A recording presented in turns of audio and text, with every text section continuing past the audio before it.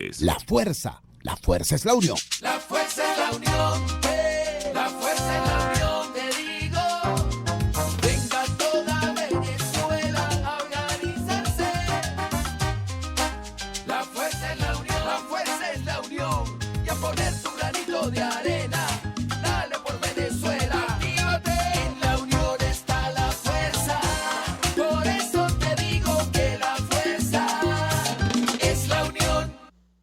Muy buenas tardes, Venezuela. Bienvenidos todos a este su espacio. La Fuerza de la Unión, una tribuna abierta a la sociedad democrática venezolana para compartir con todos ustedes, más allá de cualquier distingo puntual, partidista o ideológico, la angustia, la preocupación, la justa indignación por lo que ocurre en nuestro país y también la certeza, la confianza, la esperanza de que trabajando juntos, de que remando unidos en la misma dirección, seremos capaces de construir la Venezuela de trabajo y de respeto, la Venezuela con alimentos y con medicinas, la Venezuela con democracia y con libertad, que todos necesitamos y que ciertamente todos merecemos. Muchas informaciones se agolpan en la tarde de este viernes 18 de junio. Sin embargo, tenemos que irnos un poquito más allá porque estamos en las vísperas del Día Mundial de los Refugiados. En efecto, la Asamblea General de las Naciones Unidas decidió que a partir del año 2001, el 20 de junio sea el Día Mundial de los Refugiados, haciéndolo coincidir con el aniversario de la Convención sobre el Estatuto de los Refugiados de 1951. Esta efeméride para nosotros no es cualquier cosa, porque desde hace ya bastante tiempo los venezolanos estamos reclamando, reivindicando que la diáspora venezolana sea tratada como, no como migrantes, no como turistas, sino como lo que en rigor son buena parte de quienes salen de nuestro país, como refugiados de una emergencia humanitaria compleja, que escapan de una crisis atroz. Esto ha tenido altibajos. Ha habido momentos en que hemos tenido una amplia solidaridad, ha habido otros momentos en que esta solidaridad se ha hecho más tibia y últimamente muchos expertos están alertando sobre el peligro de que la crisis venezolana se encapsule, se rutinice, se normalice ante la mirada impasible de la comunidad internacional. Y en efecto, acaba de ocurrir algo muy importante. Hubo una conferencia de donantes convocada en Canadá para asistir, apoyar a los refugiados venezolanos. El gobierno de Maduro atacó esa reunión. Voceros de la oposición la agradecieron y la felicitaron, pero casi nadie paró en lo siguiente. En esta reunión fueron recaudados aproximadamente 1.200 millones de dólares menos de los que fueron recaudados en el año 2020. Eso sí lo vio con agudeza la defensora de los derechos humanos, Ligia Bolívar, quien así lo planteó, desglosando los rubros en su cuenta en la red social Twitter. Y tenemos en línea precisamente a la defensora de derechos humanos, Ligia Bolívar, a quien agradecemos que nos regale estos minutos en la tarde de hoy. Ligia, gracias por atendernos. ¿Cuál es tu evaluación de esta conferencia de donantes? ¿Cuál es tu mirada sobre las actitudes de los distintos actores políticos sobre los resultados de la misma? ¿Y con qué perspectiva se aproxima Venezuela a este Día Mundial de los Refugiados? Te escuchamos. Buenas tardes, Chuy. Buenas tardes a toda tu audiencia. Sí, en efecto, tenemos esta situación en la cual hubo una recaudación inferior a la del año pasado. Se da la paradoja de que esta vez hubo más países que expresaron interés y compromiso para donar recursos a los organismos que están enfrentando la situación de la población migrante y refugiada que sale de Venezuela, ¿no? Entonces la paradoja es que hubo más países, pero que al final los recursos comprometidos fueron menos. ¿A qué se debe? Bueno, creo que uno puede aventurarse a darle dos explicaciones, puede haber otras, pero las dos explicaciones principales a las que yo me referiría sería, en primer lugar, no es un secreto para nadie que el impacto económico de la pandemia a nivel global ha sido enorme, y eso pues está dificultando que muchos países tengan recursos para tratar sus propios problemas y, por supuesto, para enfrentar y apoyar solidariamente las situaciones de otros países y de nacionales de otros estados, ¿no? Entonces, creo que en parte podría ser algo relacionado con la pandemia, ¿no? Pero también en parte tiene que ver con que, bueno, de alguna manera se siente como un cansancio, un desgaste en relación con el manejo de la situación de Venezuela. Este año salió menos gente, precisamente producto de la pandemia. Salieron por vías informales, por sitios no habilitados. Cada vez es mayor la cantidad de barreras que imponen los países receptores para el ingreso de esta población. Entonces, bueno, como que se siente que la presión ha disminuido de alguna manera, aunque la realidad es que otra paradoja es que ahora que hay menos recursos es cuando precisamente más necesidades hay, porque las condiciones de la gente que está saliendo ahora son peores de las que salían en 2017 o en 2018, cuando salían con pasaporte, cuando no se les pedía una visa para ingresar, por ejemplo, a Chile o a Perú. Entonces, las condiciones ahorita son de mayor precariedad, de mayor necesidad, y sin embargo, pues entonces nos enfrentamos a esta situación de menos recursos recaudados, o comprometidos, porque todavía no están recaudados. Comprometidos, ciertamente. Estamos conversando con Ligia Bolívar. Ella es una socióloga venezolana, es defensora de derechos humanos, fue fundadora de Provea, es integrante del Comité Ejecutivo Internacional de Amnistía Internacional y en la actualidad es coordinadora de Alerta Venezuela Derechos Humanos. Ligia, nos preguntan por acá a través de las redes sociales si este menor entusiasmo en aportar tendrá también algo que ver con dudas sobre la administración de los recursos. ¿Qué nos dices de eso? Tengo entendido además que buena parte de estos recursos no son para ser invertidos en el país, sino para las estructuras en los países receptores. ¿Nos aclaras eso, por favor?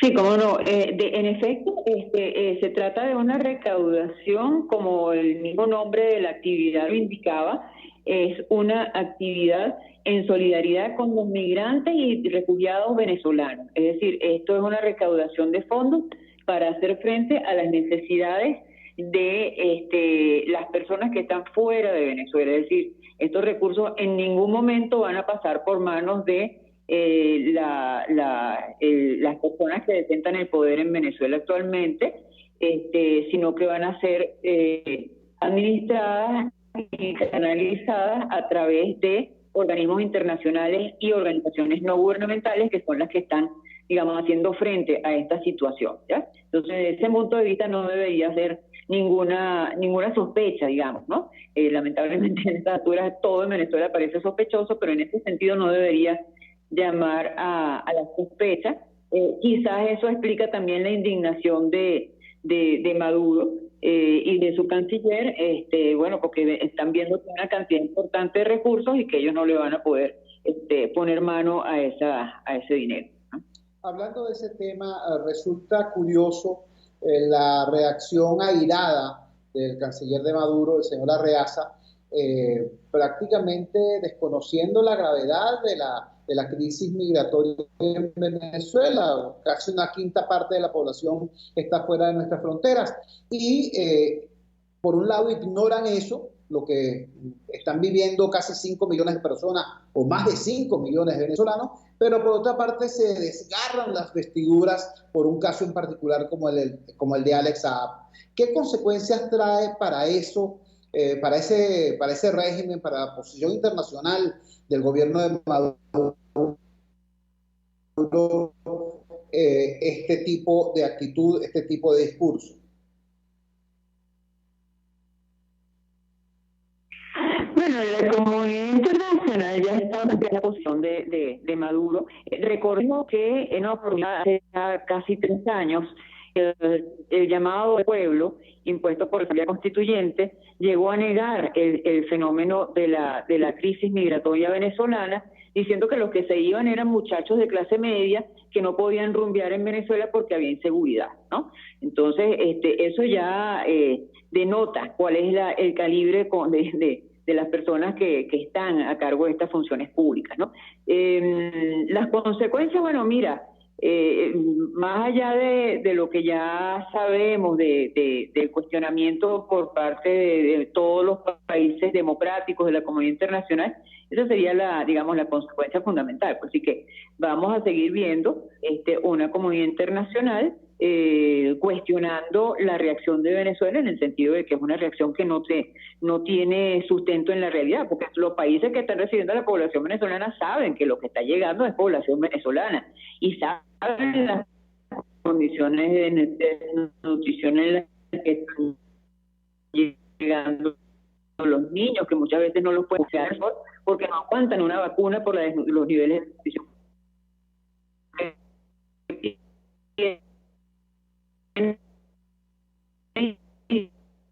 Tienen que empezar por recuperarlos antes de la población en unas condiciones muy precarias y saben exactamente lo que está pasando en Venezuela. Finalmente estamos conversando con Ligia Ibarzola, Derechos Humanos. Finalmente, Ligia, quisiera que en qué condiciones están siendo recibidos. Ya tú nos apuntabas al principio que algunos países han levantado barreras o han puesto mayores requisitos. Como tú y yo sabemos, las variables del movimiento de población no se detienen con medidas de naturaleza administrativa ni militar, y lo que termina ocurriendo es que la gente sigue movilizándose, pero cayendo en manos de las mafias, los tratantes de personas, los coyotes, etcétera. Esta nueva situación, ¿qué nuevos retos implica y qué nuevos gastos, por cierto, genera, en tu opinión? Sí, yo creo que es muy importante lo que tú decías en la introducción a la entrevista, y es que las personas que están saliendo de Venezuela no lo hacen por gusto, por deporte, por lujo, lo hacen por necesidad. Eso las convierte, y valga aquí la redundancia, en personas con necesidad de protección internacional. Califiquen o no dentro del concepto clásico de refugio, ¿verdad? Pero son personas que pueden volver a su país de origen por circunstancias que podrían poner en riesgo su vida, su integridad o su libertad. Lamentablemente, esa realidad no la tienen en cuenta los países receptores de población venezolana. Es decir, ellos saben que es población que está llegando en condiciones precarias, pero no están tomando las medidas en lo que tiene que ver con el tratamiento de las personas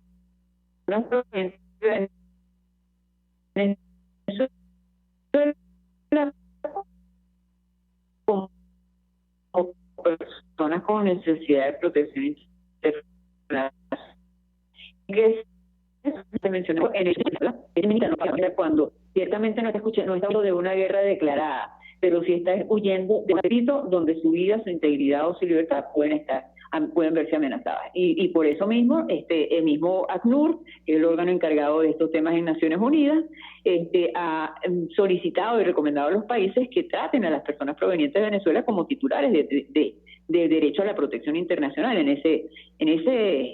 entendiendo esa circunstancia especial. Entonces, el primer gran mensaje que siempre hacemos a los países receptores es o sea, no pueden tratar a la población venezolana como migrantes, porque no somos migrantes, somos personas con necesidad de protección internacional. Estamos conversando con Ligia Bolívar. Ligia Bolívar tiene 4 décadas defendiendo los derechos humanos y formando defensores en derechos humanos en nuestro país. Ligia, has dicho ahorita una gran verdad sobre la manera como los países receptores tienen claridad en cuanto a cómo llega la población venezolana a esas latitudes. Ahora bien, tenemos un dato desafortunado quizá, pero tiene una incidencia en todo esto, que es hay una creciente volatilidad social, una creciente confrontación política, y en el caso concreto de la frontera colombo-venezolana se están dando situaciones como la que estamos viviendo en el estado Apure. En el contexto de la crisis migratoria, y conocedora como eres, tanto de lo que pasa en Venezuela como de lo que ocurre en el vecino país, ¿cuál es tu mirada y qué alertas habría que tener en relación al desarrollo posible de los acontecimientos? Sí, mira, el caso del estado Apure, que es al que has hecho referencia ahora, nos enfrenta a una situación muy particular, y es que justamente semanas antes de que se diera esa confrontación armada en el estado Apure, el gobierno de Colombia había anunciado el inicio de un proceso de regularización masiva de la población venezolana a través de lo que se conoce como el Estatuto Especial de Permanencia, ¿no? El Estatuto Especial de Permanencia. Entonces, en ese estatuto se establece que va a estar disponible para las personas que hayan llegado al territorio colombiano antes del 31 de enero de este año, que puedan demostrar que estaban aquí antes del 31 de enero de 2021, ¿ya? Ahora, de pronto se produce esta situación en la frontera entre ambos países y hay un gentío que sale corriendo, porque eso es lo que la gente hace cuando normalmente quiere salvar su vida, huir de una zona en conflicto. ¿Qué podía hacer Colombia? Cerrar las puertas, no las podía cerrar. La frontera está cerrada, pero tú no le puedes cerrar las puertas a una persona que viene huyendo de una situación cuando su vida está en peligro, ¿ya? Entonces, creo que fue como muy elocuente lo que pasó en este momento para ver las reales dimensiones de la situación venezolana. Es decir, a esa gente no se le podía pedir visa, ¿verdad? Y de hecho no se les pidió. No se le podía decir, mire, usted no lo vamos a poder regularizar porque usted llegó tarde, ¿no? Llegó 3 o 4 meses después de la fecha que dice el decreto. La violencia no cree en decretos. La violencia no obedece a las leyes normales de la diplomacia.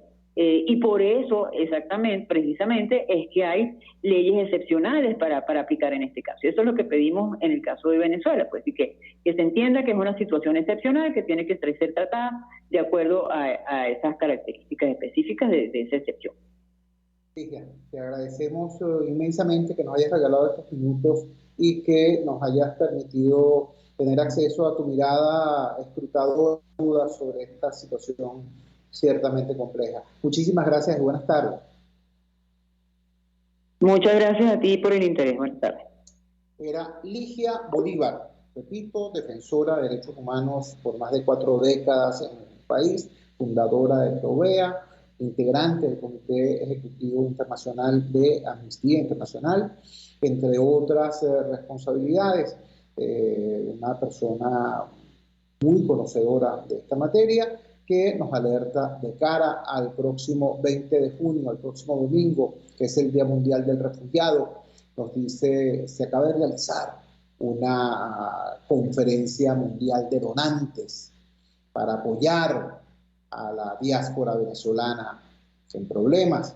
Bueno, nos dice que en este año se comprometieron 1.236 millones de dólares menos en el año 2020, a pesar de que en esta ocasión, en esa conferencia, hubo más países, se comprometieron menos recursos.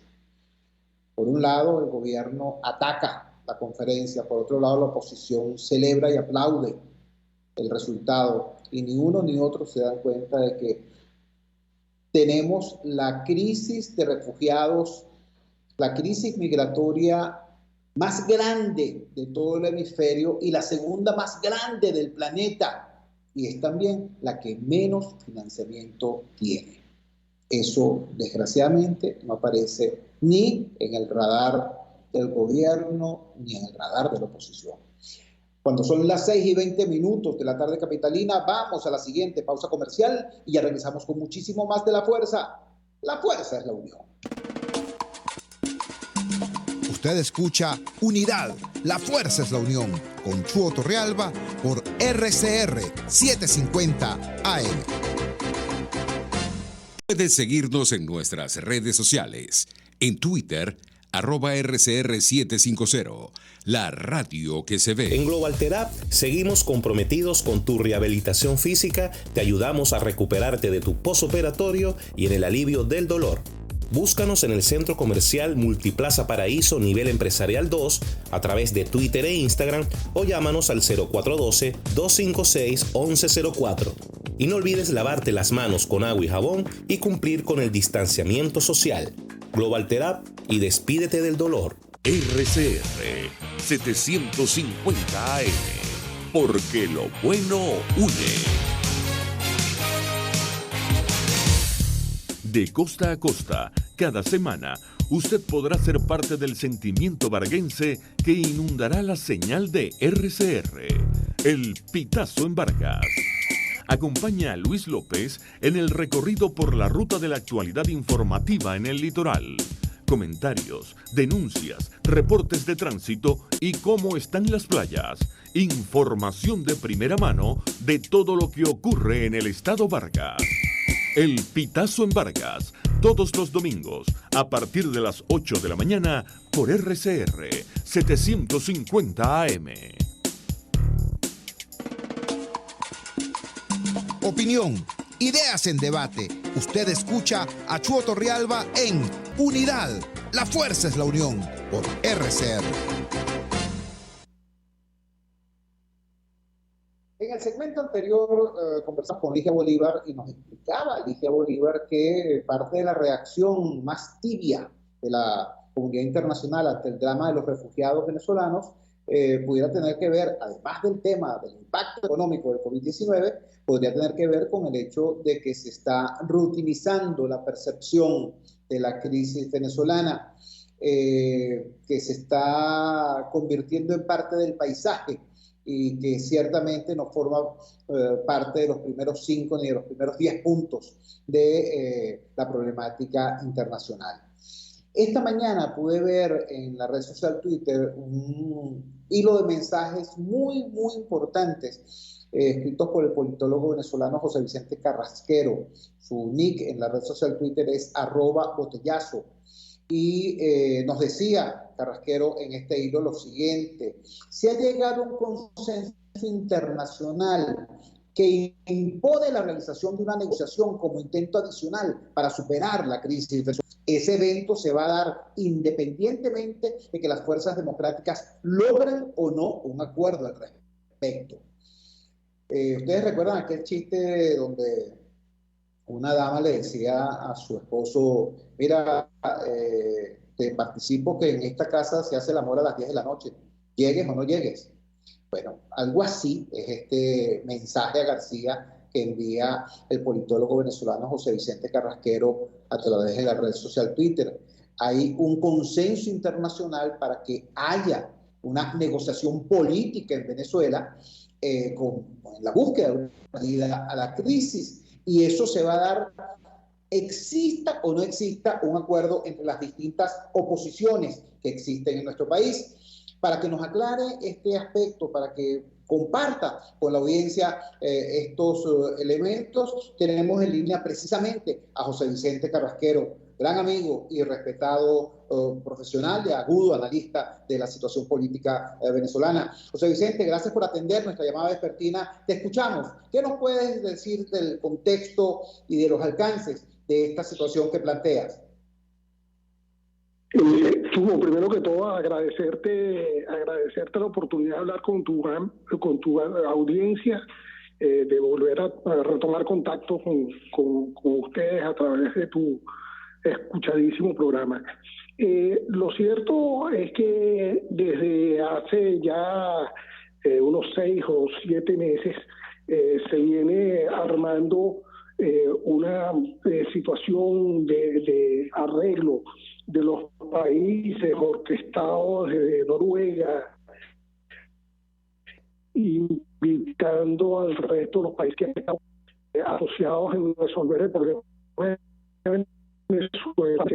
La palabra impone es una palabra que genera cierto escozor. La gente piensa que es una forma de obligación, Lo cierto que el impone tiene más que ver con el hecho de que quienes nos están ayudando nos están pidiendo que participemos en el asunto, y bueno, con toda la ayuda que hemos recibido en los últimos meses y años, corresponde responder a ese llamado que se nos hace.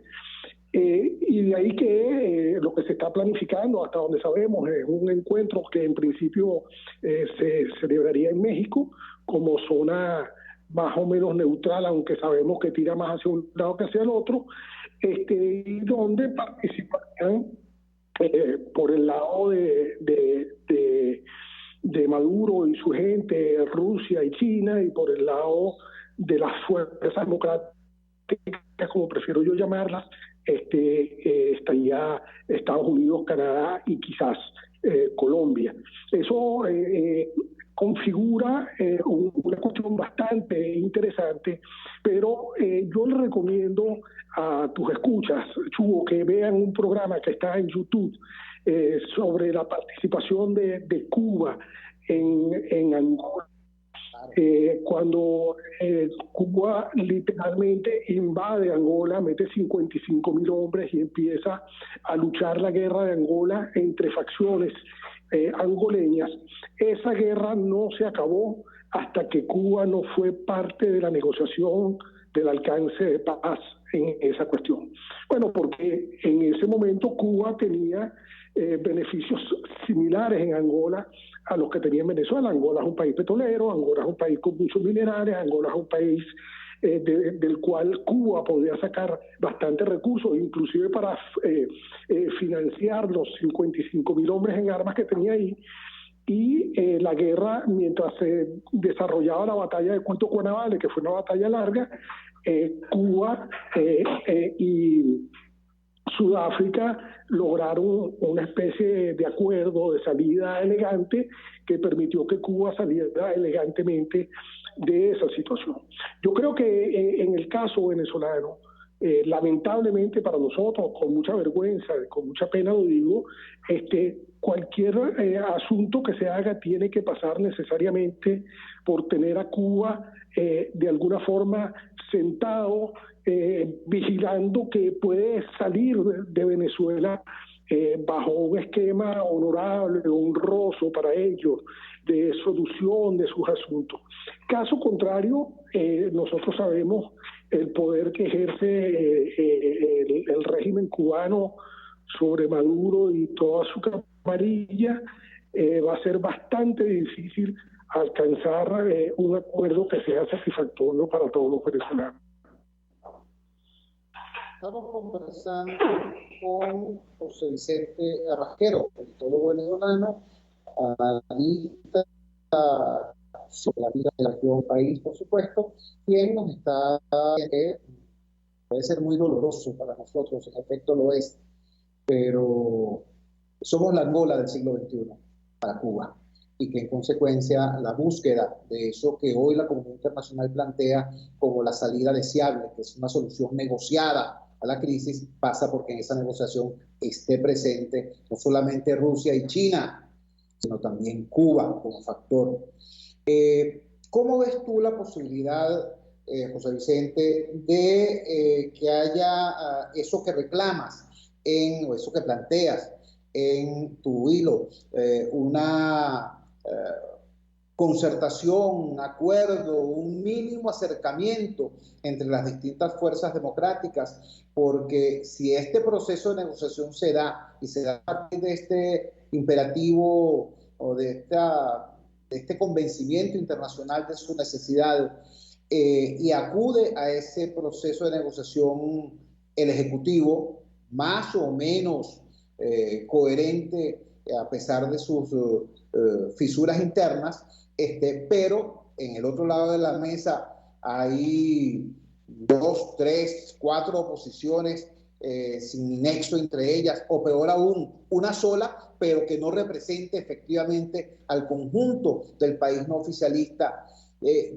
¿Cómo crees tú que podemos llegar ante ese peligro a una solución positiva a que se logren los acuerdos mínimos para que hayan, si van varias oposiciones, vayan con un mínimo de concertación. ¿Es eso factible? ¿Es eso posible?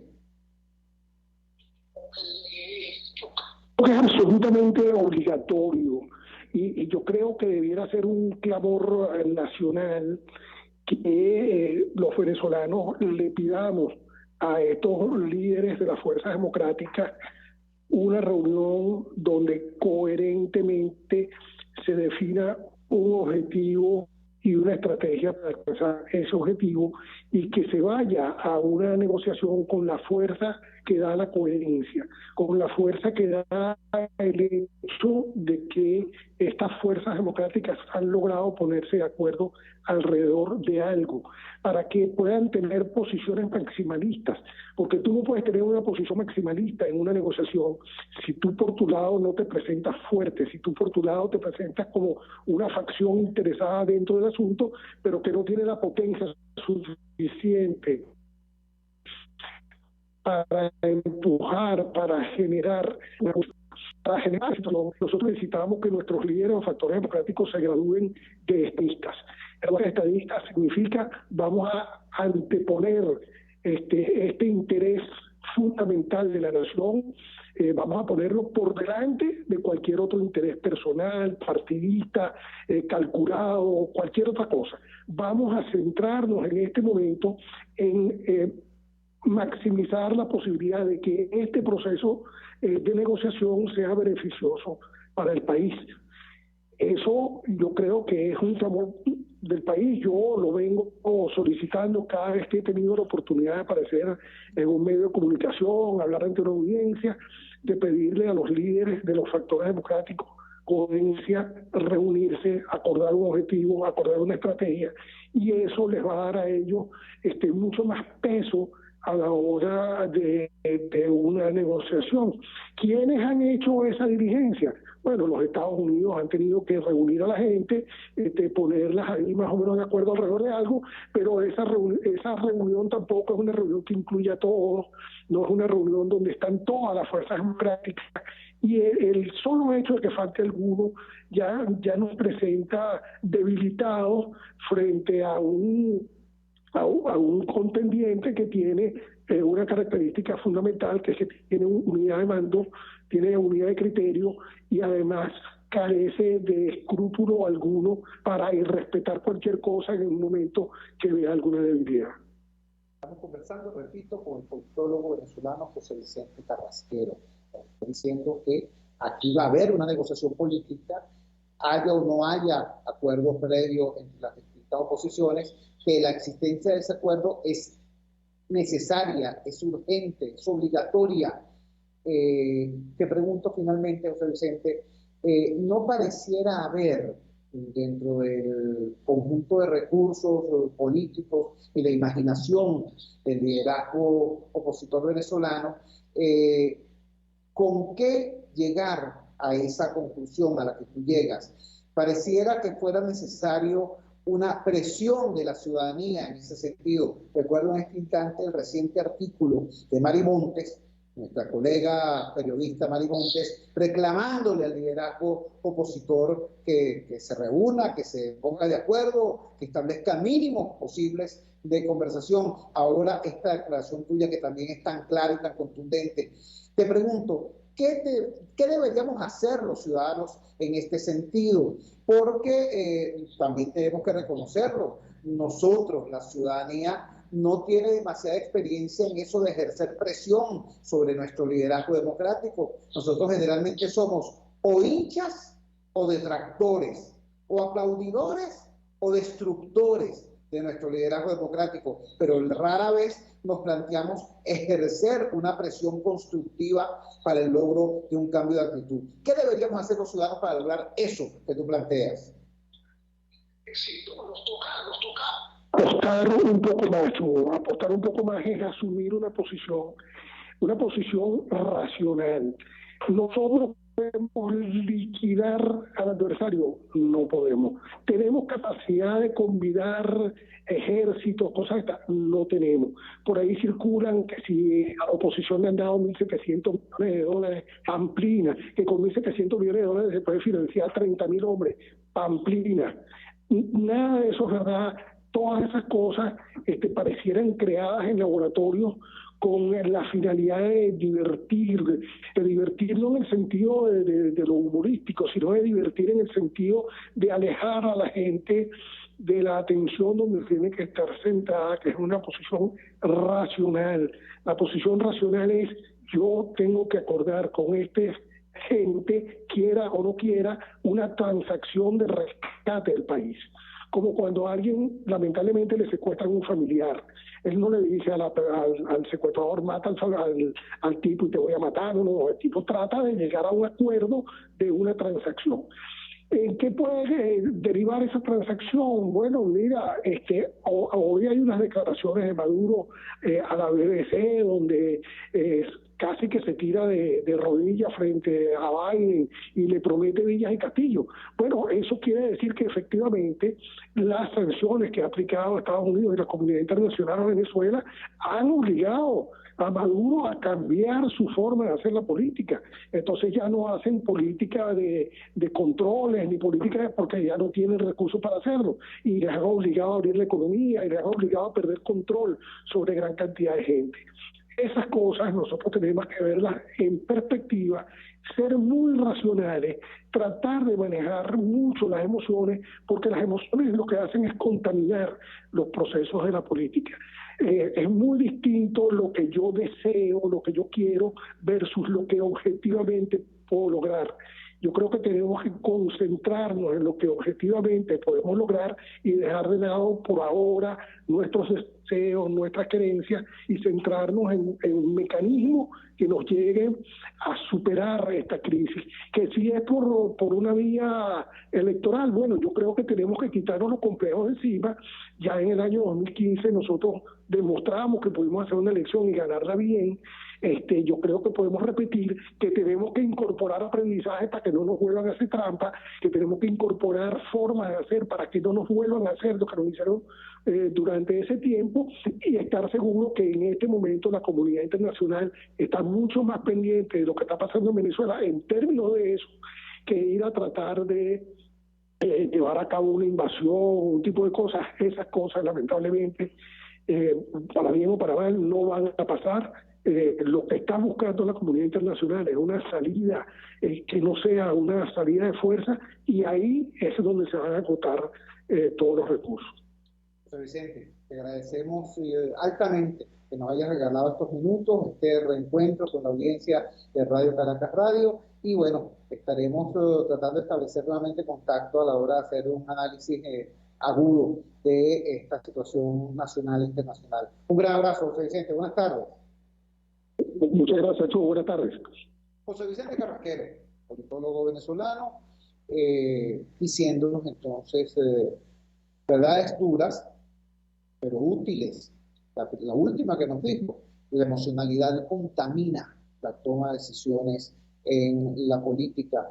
Recordemos que hemos tenido, en vez de dirigentes, personas que han sido muy hábiles en manipular las emociones y lanzan consignas y dicen cosas que lo entusiasman a uno, porque uno piensa que el mes que viene cae el gobierno y entonces hay otra realidad, y como todos estamos surgidos de que haya un cambio, todos tenemos, aparte de nuestra familia en el exterior, tenemos la angustia de que nuestros negocios están quebrando, que la empresa donde trabajábamos cerró, todos estamos urgidos, ¿verdad? Entonces la gente se va detrás del manipulador de emociones. Pero nos está diciendo José Vicente Carrasquero: esta no es la hora de la manipulación de las emociones, esta es la hora del diseño político serio.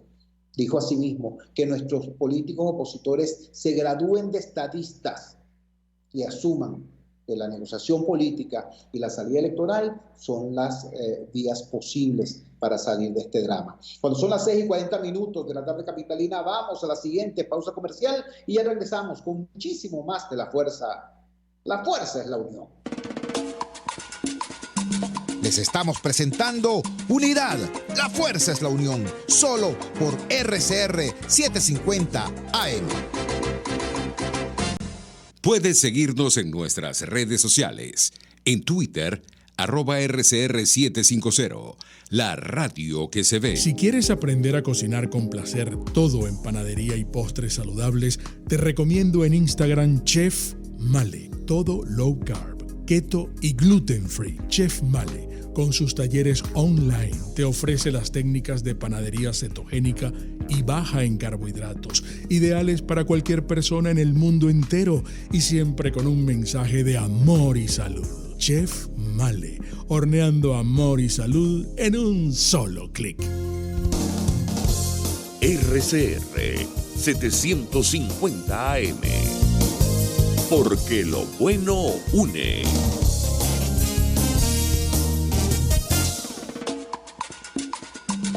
Les estamos presentando Unidad, la fuerza es la unión, solo por RCR 750 AM.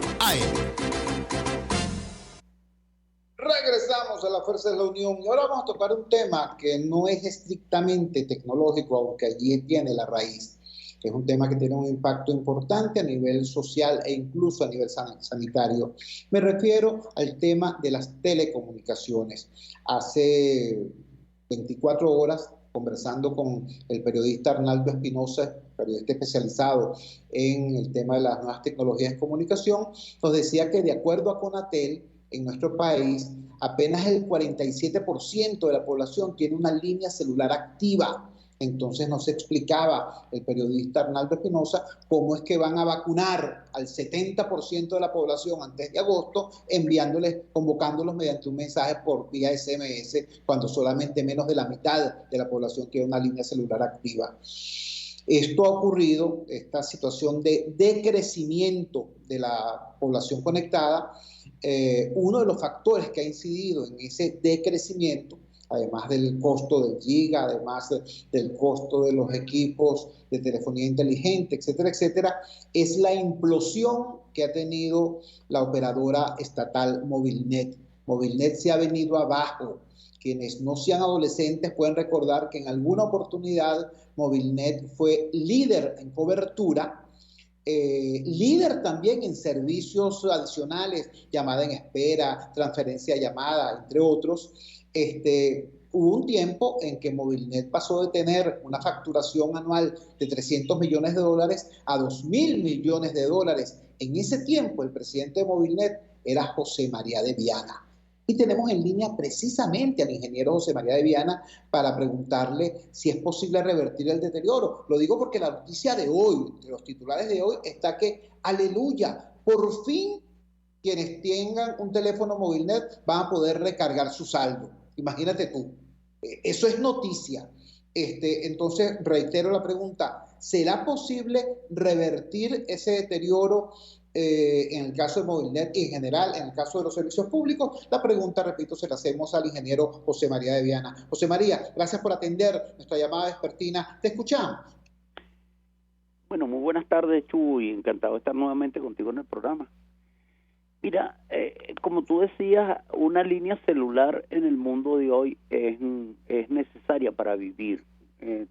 Conocemos de muchísimos casos en donde la vida y la muerte se han decidido por una llamada, por llamar a los servicios de emergencia, por comunicarse una persona que tenía un accidente. Y lo más triste en el caso que tú comentas es que fuimos un país de vanguardia en la tecnología, pero además de penetración profunda.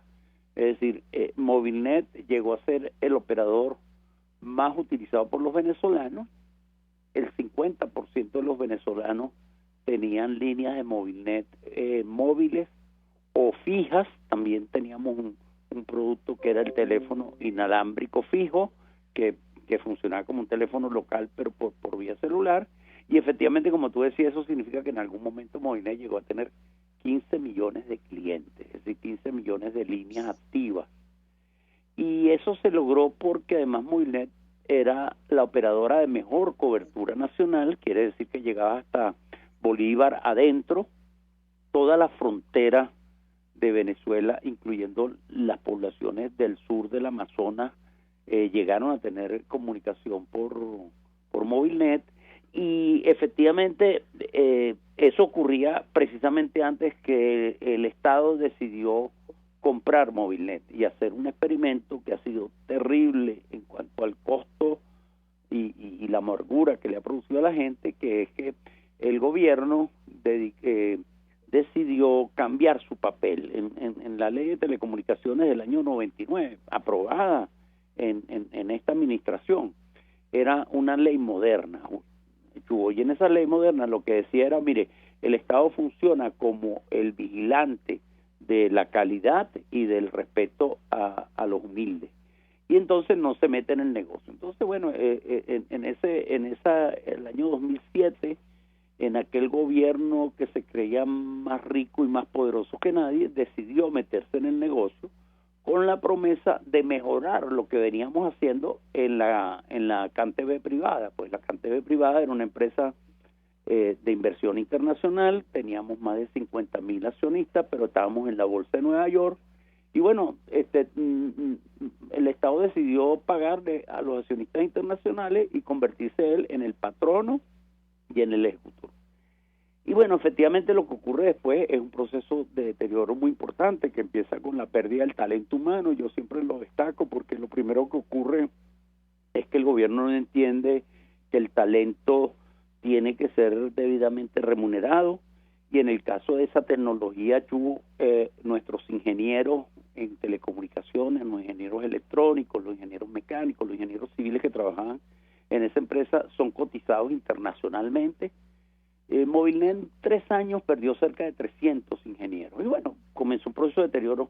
Lo último que ha ocurrido es muy grave, Chubo, porque para que entendamos el tema de la recarga, en el medio latinoamericano, en donde hay muchísimos clientes que son prepago, cuando usted está haciendo una llamada con una línea de prepago, el sistema tarifica en tiempo real. Eso quiere decir que si hay 500 personas hablando simultáneamente, mandando mensajes de texto, enviando un WhatsApp, las plataformas de facturación de la empresa celular correspondiente, en este caso Movilnet, tienen que estar tarificando.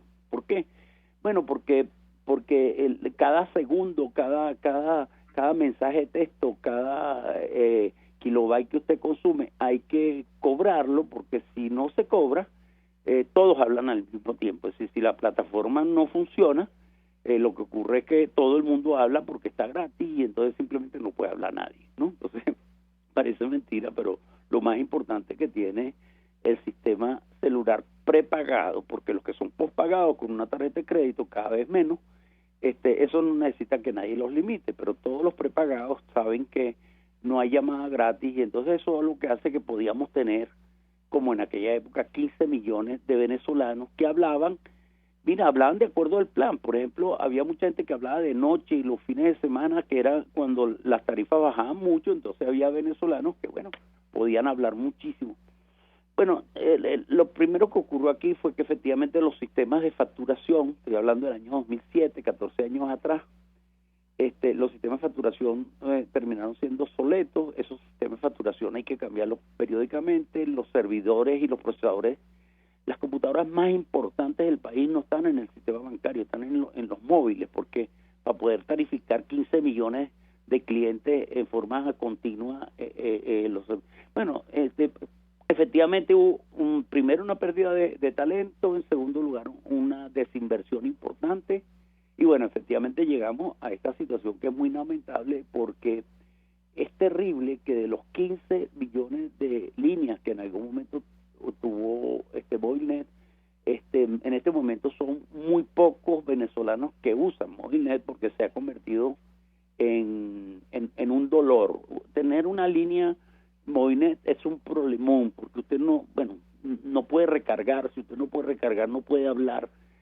Además de eso, las averías son muy frecuentes, y entonces muchas de estas poblaciones de la zona de frontera, que el único operador que tiene señales Movilnet, se han quedado sin cobertura durante meses enteros, ¿no? Entonces, efectivamente lo que ocurre es una historia absolutamente increíble, ¿no?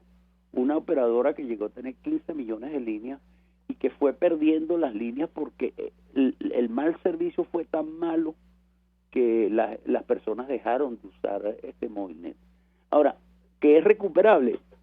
Oye, de verdad que absolutamente que sí, por una razón, porque lo duro de hacer crecer esa operadora, Chu, fue construir cerca de 1.500 lugares en el país, lo que llamamos las radiobases, que son los lugares en los cuales tenemos energía y tenemos unas antenas y tenemos unas torres. Eso es lo más importante. Ahora, los equipos que están ahí son obsoletos, en la mayoría de los casos habría que reemplazarlos, pero lo cierto es que la vocación de Movilnet es volver a ser el operador querido de todos los venezolanos en el momento que se decida construir el país, y efectivamente es de las cosas más importantes que hay que hacer, porque tú lo dijiste bien. Mira, una línea móvil, especialmente en la lejanía, en la soledad del llano, en la soledad de la selva venezolana, en una zona pobre de nuestros barrios, el tener una línea Movilnet es la conexión con el mundo, y conexión con la salud, y conexión con la seguridad. Y eso es un derecho fundamental de la gente, y yo creo que efectivamente entre las cosas que quieren todos los venezolanos que hagamos primero es, mire, vamos a volver a hacer de Movilnet el operador que todos los venezolanos estemos orgullosos de él y que lo queramos. Estamos conversando con el ingeniero José María de Viana y es un auténtico lujo que podamos hacerlo porque, repito, uno de los titulares de hoy es que, y así lo leo en el periódico prooficialista VEA, aleluya, por fin, Movilnet puede recargar sus líneas prepago. Una operadora que era el lujo, era la vanguardia de las operadoras de telefonía celular en nuestro país. Y además coincido plenamente con lo que nos acaba de decir José María. En el caso venezolano además había una particularidad. La cuadrícula urbana convencional, el centro de la ciudad y las urbanizaciones estaban regularmente bien atendidas con la red de cobre, con la telefonía ordinaria, pero para los habitantes de los sectores populares es vital tener un teléfono celular. En otros países era al revés, los teléfonos celulares los tenían en primer lugar los ejecutivos para estar conectados siempre. En el caso nuestro éramos los pobres quienes teníamos que tener primero celular que nadie porque no tenías acceso a la cobertura tradicional de la red de cobre. Ahora bien, José María, saliéndonos un poco del tema específicamente tecnológico, tú has hecho un énfasis muy grande en el asunto de la recuperación de los servicios públicos como parte fundamental del proceso de reinstitucionalización del país, de recuperación del país. Dentro de ese contexto, este tema de las comunicaciones es clave. Acabo de poner el ejemplo del tema de la vacunación. Dicen que van a vacunar a 70%, convocándolos a través de un mensaje de SMS, cuando el 47% apenas de la población tiene una línea celular activa. Pero podríamos poner otros dos ejemplos. El tema educativo. Estamos terminando un segundo año escolar no presencial, supuestamente vía internet, en una situación de extrema precariedad, ya no de los pobres, sino incluso de la clase media en tener acceso a este servicio. Y finalmente el tema de la cuarentena. En otros países el delivery ha sido una herramienta fundamental para poder cumplir con la cuarentena, pero ¿cómo te comunicas con el delivery si no tiene comunicación o si los sistemas de pago son deficientes por la falla en las comunicaciones? ¿De qué manera replantear, te pregunto, tú que además estás metido en el tema de las aguas, en el tema de la formación de personal para atender esto, ¿de qué manera replantear el asunto de los servicios públicos, no como efecto colateral de la recuperación del país, sino como estrategia vertebral de esa recuperación? ¿Te escuchamos?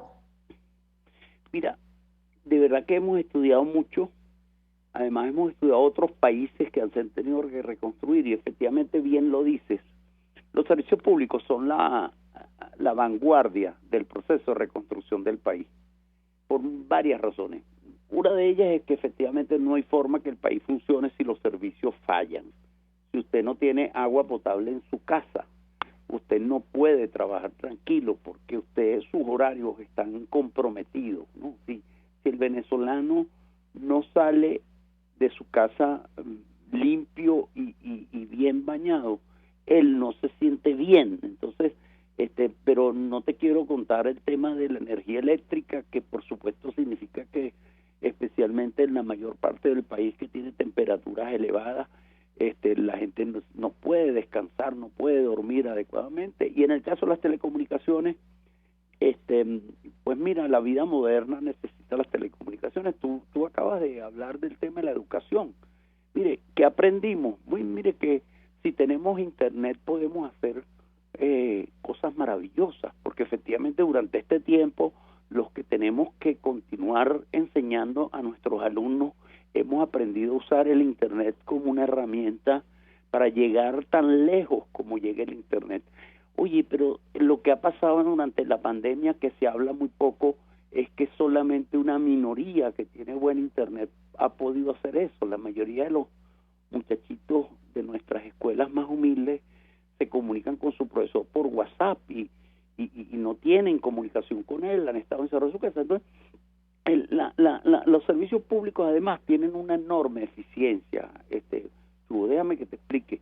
Mire, modificar las viviendas de la gente humilde es costoso, pero antes de que se modifique la vivienda o se modifique una carretera, que en esa vivienda haya agua potable, energía eléctrica y comunicaciones, es relativamente sencillo, especialmente para un país como nosotros, que ya lo hicimos, es decir, que tenemos infraestructura.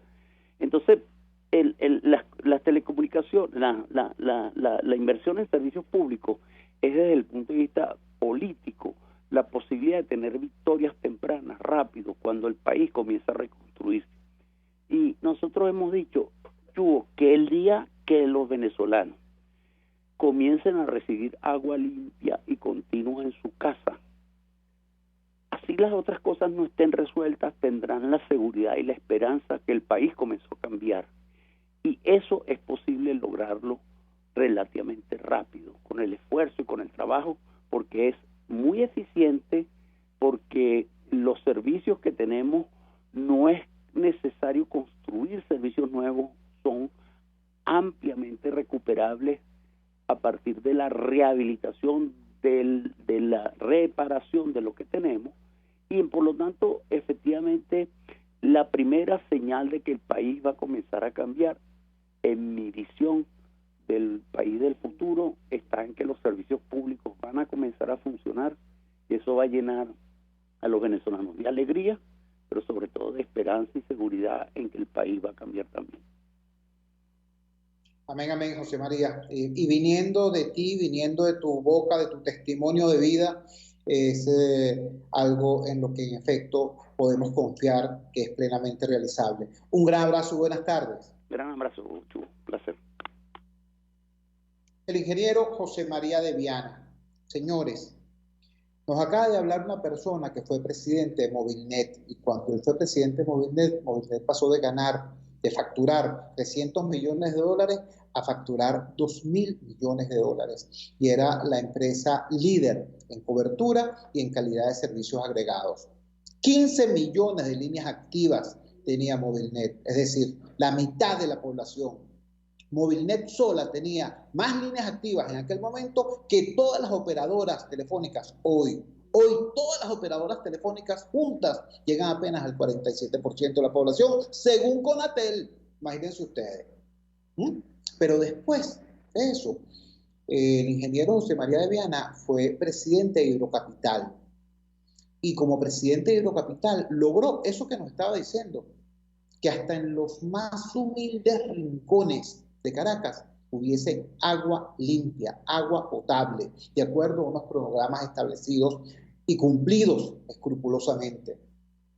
Hidrocapital, bajo su dirección, llegó a dar ganancias en dólares. Y bueno, por supuesto, lo sacaron. ¿Qué te puedo decir? Nos dice José María de Viana el tema de los servicios públicos es un tema clave. No me hables de proyectos, no me hables de filigranas programáticas.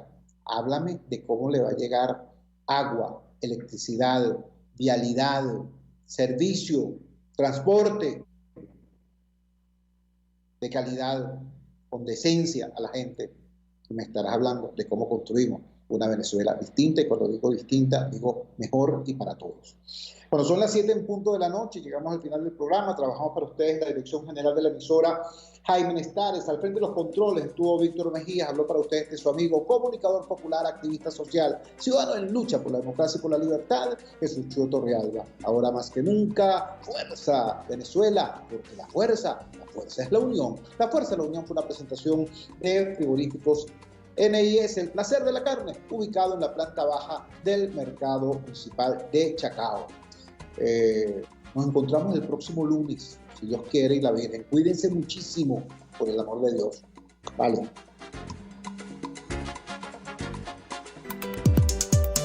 Hola, les saluda Alfredo Yuncosa y los invito a acompañarnos a Con Seguridad Radio, el programa pensado en la seguridad de los ciudadanos y las organizaciones. Con Seguridad Radio, todos los sábados a las 12 del mediodía, por RCR, la radio que se ve.